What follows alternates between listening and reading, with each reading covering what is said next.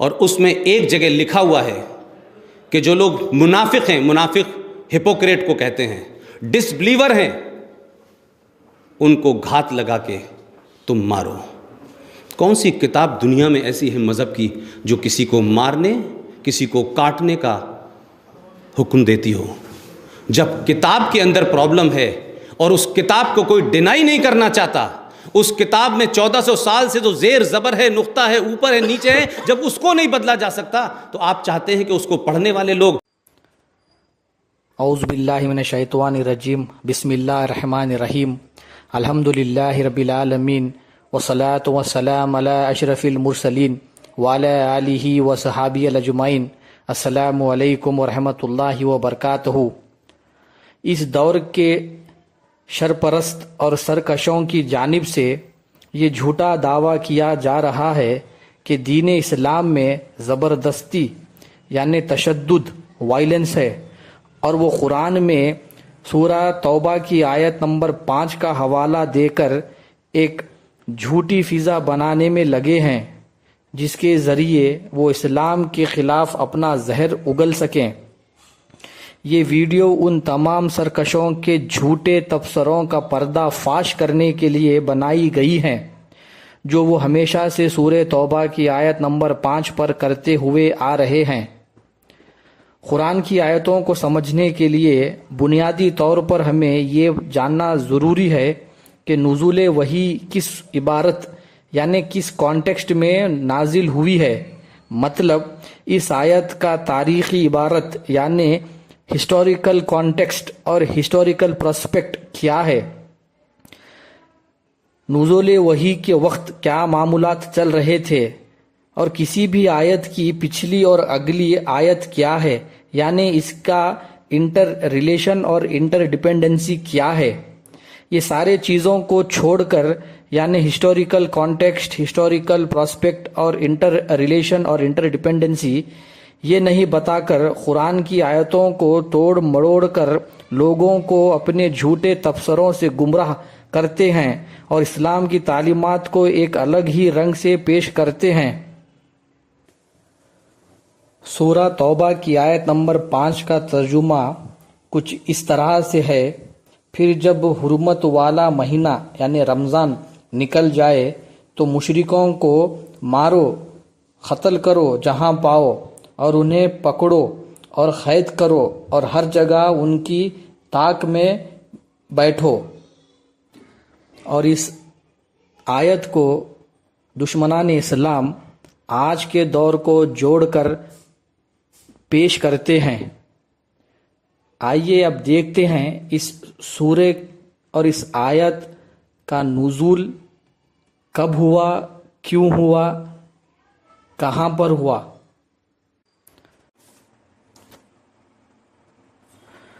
6 ہجری میں 1400 مسلمانوں کے ہمراہ سن 628 عیسوی میں حضور پاک مدینے سے مکے کی طرف عمرے کے ارادے سے روانہ ہوئے۔ عرب کے رواج کے مطابق غیر مسلح افراد چاہے وہ دشمن کیوں نہ ہو کعبے کی زیارت کر سکتے تھے، جس میں رسومات بھی شامل تھے۔ یہی وجہ تھی کہ مسلمان تقریباً غیر مسلح یعنی بنا ہتھیار کے تھے، مگر عرب کے رواج کے خلاف مشرکین مکہ نے حضرت خالد بن ولید جو بعد میں مسلمان ہو گئے، ان کی قیادت میں 200 مسلح سواروں کے ساتھ مسلمانوں کو حدیبیہ کے مقام پر مکے کے باہر ہی روک لیا۔ رسول اللہ نے حضرت عثمان غنی کو رضی اللہ تعالیٰ عنہ کو سفیر بنا کر یعنی میسنجر یا انٹرمیڈیٹر بنا کر مکہ بھیجا۔ انہیں وہاں روک لیا گیا۔ ان کے واپس آنے میں تاخیر ہوئی تو آپ صلی اللہ علیہ وسلم صحابہ سے بیعت لی جو بیعت رضوان کے نام سے مشہور ہے۔ اس بیعت میں مسلمانوں نے عہد کیا کہ وہ مرتے دم تک حضور پاک صلی اللہ علیہ وسلم کا ساتھ نہیں چھوڑیں گے۔ تھوڑی دیر بعد حضرت عثمان رضی اللہ تعالیٰ عنہ واپس آ گئے۔ اس بیعت کی خبر مکے والوں کو ہوئی اور انہوں نے مسلمانوں کو جنگ کے لیے تیار پایا تو صلح پر آمدہ ہو گئے۔ رسول اللہ نے مکے والوں کی شرائط قبول فرما لیا۔ آپ صلی اللہ علیہ وسلم علی ابن ابی طالب رضی اللہ تعالیٰ عنہ سے یہ صلح نامہ لکھوایا۔ صلح حدیبیہ تک مسلمان انتہائی طاقتور ہو چکے تھے، مگر یہ یاد رہے کہ اس وقت مسلمان جنگ کی تیاری کے ساتھ نہیں آئے، اس لیے بعض لوگ چاہتے تھے کہ جنگ ضرور ہو۔ خود مسلمانوں میں ایسے صحابہ بھی تھے جن کو معاہدے کی شرائط پسند نہیں تھی۔ مثلا اگر کوئی مسلمان مکے کے لوگوں کے پاس چلا جائے تو اسے واپس نہیں کیا جائے گا، مگر کوئی مشرک مسلمان ہو کر اپنے بزرگوں کی اجازت کے بغیر مدینہ چلا جائے تو اسے واپس کیا جائے گا۔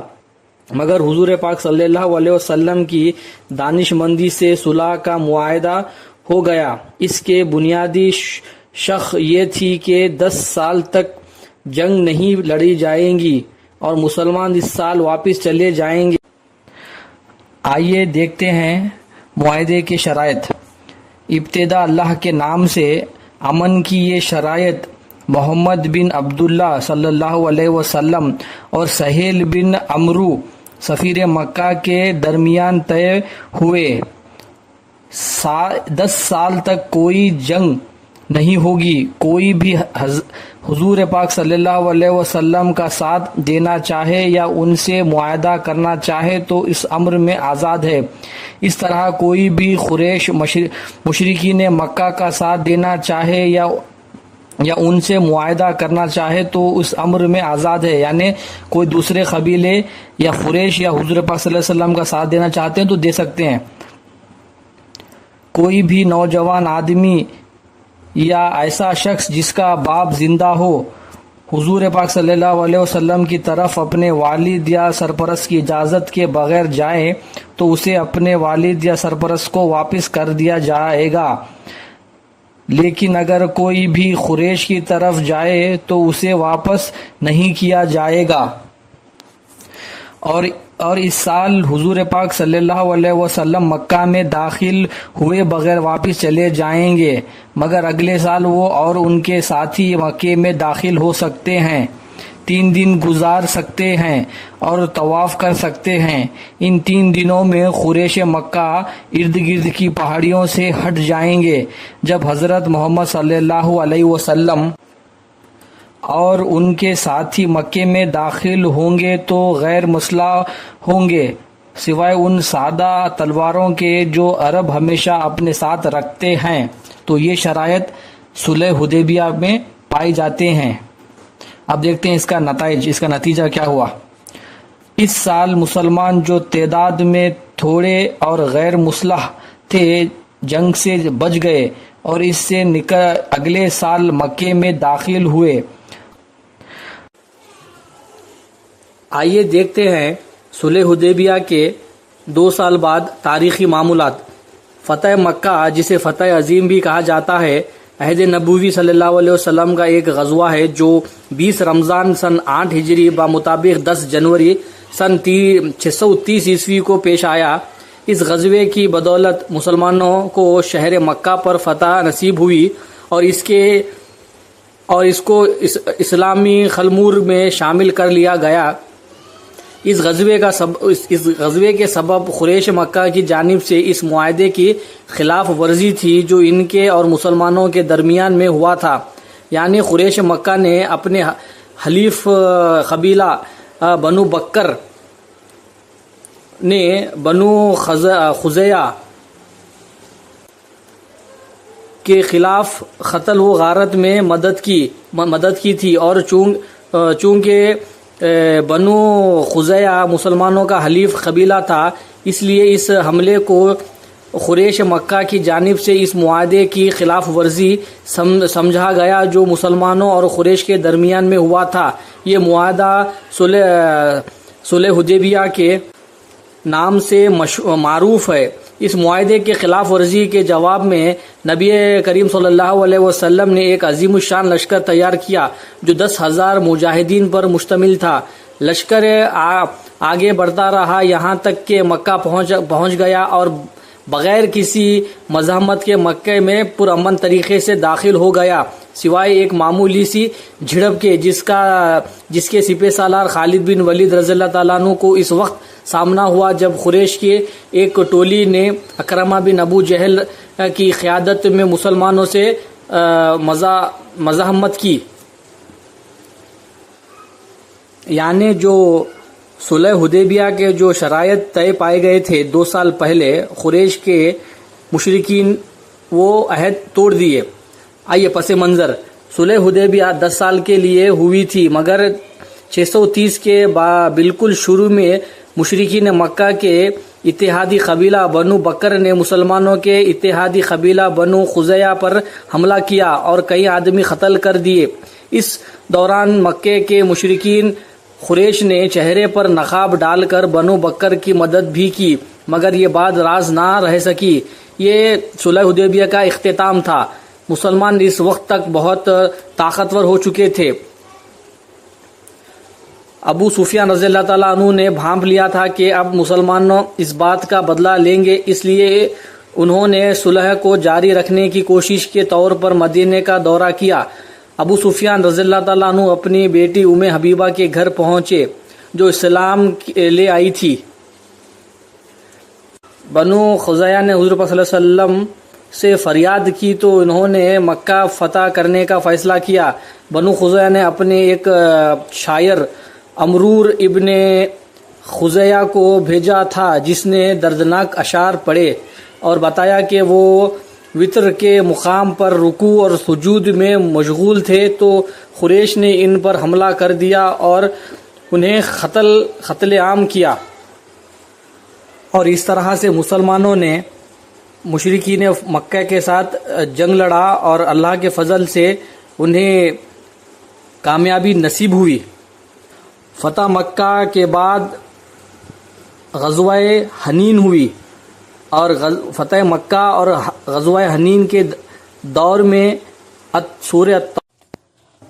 سورہ توبہ کی ابتدائی آیتیں یعنی 1 سے 36 فتح مکہ اور غزوہ حنین کے دور میں نازل ہوئی ہیں، اور انہی آیتوں میں سے آج شرپرستوں نے آیت نمبر 5 کو اپنے لحاظ سے توڑ مڑوڑ کر جھوٹا تبصرہ کرتے ہوئے خرافات اور اشتعال انگیزی کرتے ہیں۔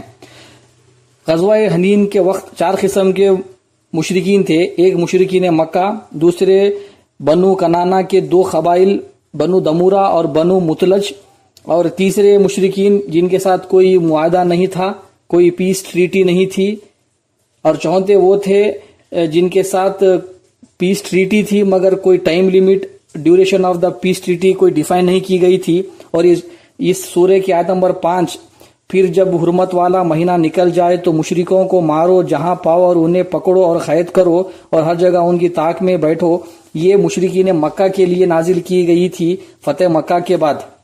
اور اسی آیت پر آج شرپرست ایک الگ ہی حساب سے یہ پیش کرتے ہیں۔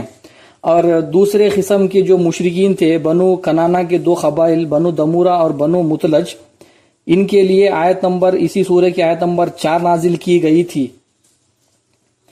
جس کا اردو میں ترجمہ کچھ اس طرح سے ہے: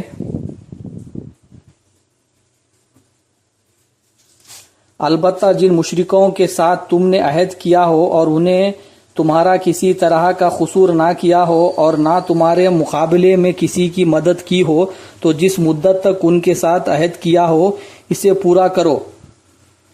تو یہ آیت نمبر 4 بنو کنانا کے 2 قبائل کے لیے اتاری گئی تھی، اور تیسرے اور چوتھے قسم کے منافقوں کے لیے، مشرکینوں کے لیے اس سورہ کی آیت نمبر 1 اور آیت نمبر 2 نازل کی گئی تھی۔ یہاں پر میں آیت نمبر 2 کا بیان کر رہا ہوں، آئیے دیکھتے ہیں۔ تو مشرکوں، تم زمین میں 4 مہینے چل پھر لو اور جان رکھو کہ تم خدا کو عاجز نہ کر سکو گے۔